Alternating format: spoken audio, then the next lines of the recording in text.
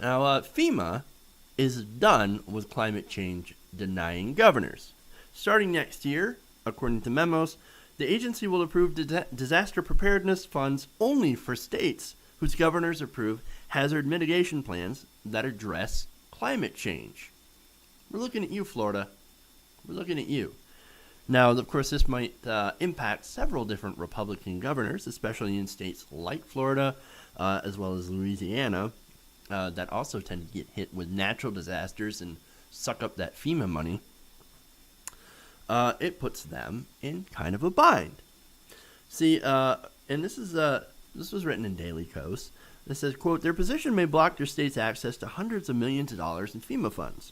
In the last 5 years, the agency has awarded an average of $1 billion a year in grants to states and territories for taking steps to mitigate the effects of disasters.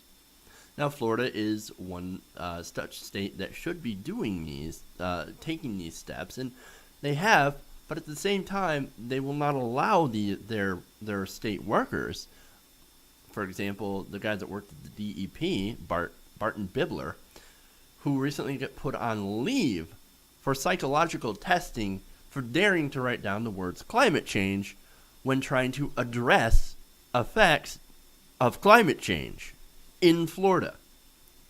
So here's FEMA saying, look, if you start doing that, you're not going to get money from us.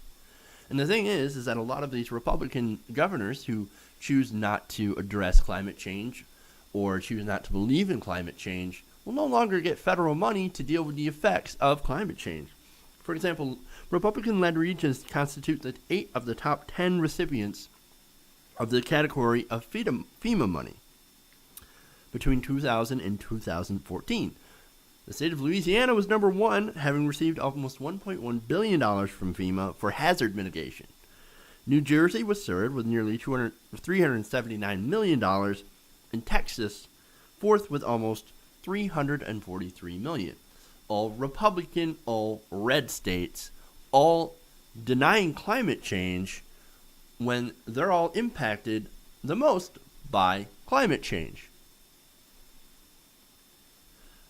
Kind of a good move by FEMA saying, hey, you're going to have to address this problem.